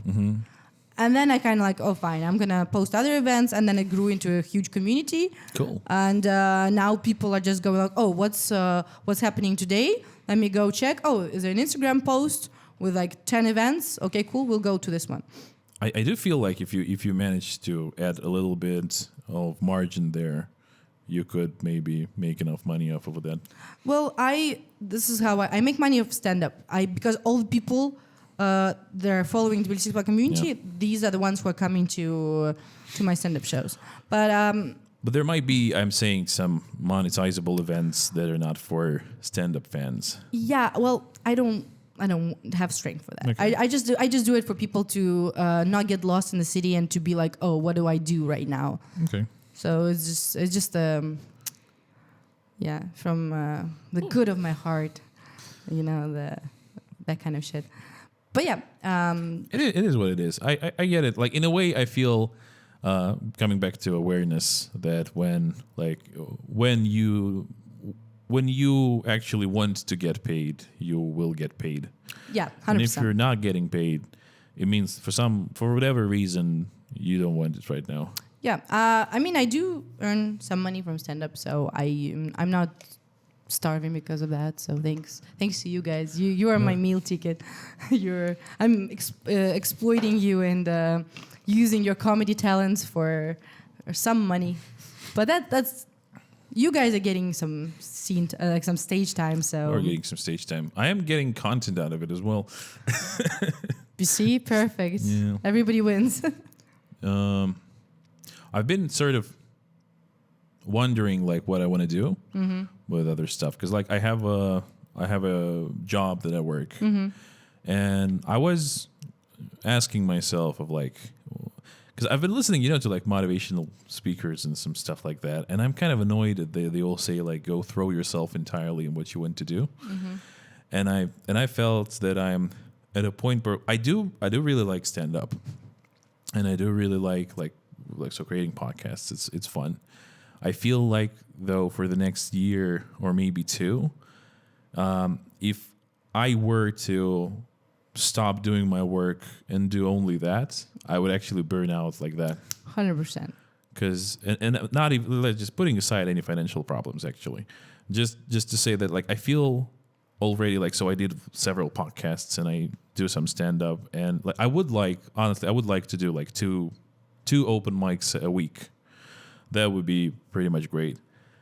But I don't have the energy or the capacity to internalize more experience than that, I think. That's a lot of pressure, even like 2 open mics and podcasts. That's a lot of pressure. But I don't have 2 open mics. Yet. It's like I might have to move. I asked on stand-up Reddit, like r/stand-up, and they told me to start my own open mic. And I'm like, true, but I'm like, I don't have enough energy for that as well. Like, and that's, different people have different strengths. If anybody ever been to a party I organized, just a regular party, they know they don't want me to organize an open mic. It will be very bad. Well, I would still come to that party. Oh, I can invite you. It's okay. I don't organize parties though. Well, by the way, you're invited to my birthday party. Oh, cool. What is it? The roast? No. It's 20th of January, so pre-birthday party. Do write something to me. I had this weirdest relationship experience. In a way, with other comedians. But I mean, that I've been kind of like, I come in, I do my bits, I film myself, I go away. Or I stay and I listen, but I don't actually talk to many people. And then right now, I did several podcasts, which are like 2-3 hour conversations, like with Yassine, with Rupert, with Marty, with Kirill. And now I come in, and everybody's like, oh. And I'm like, oh, fuck, they all know me now. No, they want to talk to me. No, they want to talk to me. And I'm like, fuck. You brought it upon yourself. And it's just like, it's weird because it's such a short amount of time because I was just doing the podcast. Yeah. And a podcast, if you can feel like if we were just talking, we would need like, it would be over several weeks of like staying and drinking a bit together, like 20 minutes here, just like having a good conversation outside, another 10 minutes there. And a podcast is just so condensed. It's like the information dump. Like you get to learn about me so fast. You already know my childhood trauma. Yeah. You know, I already know your childhood trauma. Like we're already bonded that way. So You don't know all my childhood trauma. But let's do another podcast. I can do tomorrow. So no, tomorrow is actually first work day, which is great. oh, congratulations. Do I have enough ammo actually for the roast is what I'm wondering now. Feel like you can do 2-3 minutes and that's pretty much enough. No, I'm saying like with the things that did you tell me all the things that are good ammunition for writing a roast? Do you want more dirty stuff? I didn't know. Do I? I mean, I do have some skeletons in my I still live with my ex, you know that, Okay, right? yeah. So that's also like a comedy gold, I would say. So you're living with your ex and you stopped dating when? 2 years ago. 2 years ago. So literally what happened is that we broke up the day the war started, and then we kept living together as friends because we were financially dependent. And then Were you on the different sides of the war? no. Like what's So we were just basically like broke, both of us. So we're like we couldn't afford to move out. So then the war the mobilization started, and he had to go to Georgia. And then I just gave him money because that I saved and for other stuff? Yeah. for traveling. And he was Yeah. like, "Well, I cannot give it back to you, but you can come with me and live in a separate room." And I'll pay for the flat, and this was going to be like the way of me giving back the money. Yeah. And I'm like, that sounds fair because I want to get out of Russia anyway. So have you lived through the entirety of that money? yeah, and even more. But to be honest, he doesn't earn that much, so it's kind of like I pay for the groceries and all. Like, so we're still very financially dependent. But as soon as I find out how to make money on freelance, I find out Somebody's keeping it from you. Don't tell Darya. That she needs to raise her prices. And she needs to go on Fiverr and Upwork and whatever websites there are there. Probably Upwork. Yeah. But so basically that's the juicy gossip. It's just very sad and very weird. And every time people hear that, they're like, Yeah, it's kind of hard to like. I guess that story needs to be set up in the beginning then. before depression. Yeah, so I'm a designer. I live with my ex. Yes.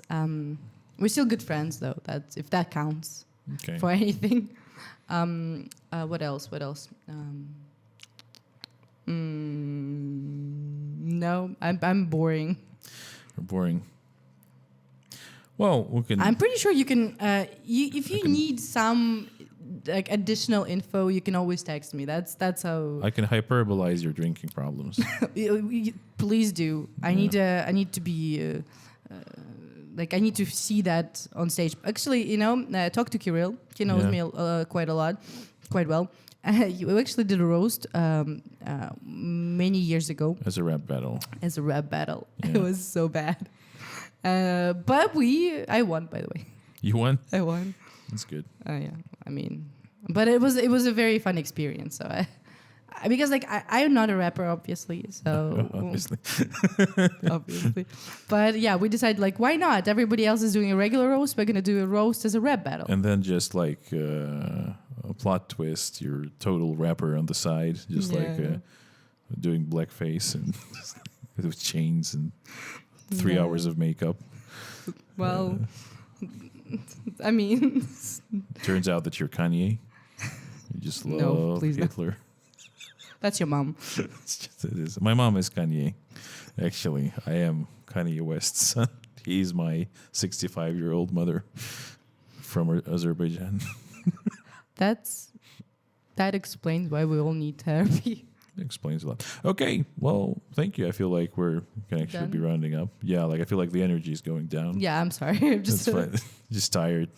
we don't have money for food. Yeah. Like so. I'm already like I had breakfast. Now I'm kind of like running out of running energy. on fumes. Yeah. Yeah. Well, anyway, thank you. It was a really fun conversation. Yeah, I enjoyed it a lot. Thank you so much. I'm really hoping it recorded well. I'm really hoping that you will have something decent, like, you know, and you decide to actually publish it. I will publish it, definitely. Because you know how sometimes you're like, you're one of the, you like when you there's like a show or whatever podcast, and you are like a guest, and then they air every episode but yours, and you feel so bad about it. It is really sad. I understand. No, I don't have any quality.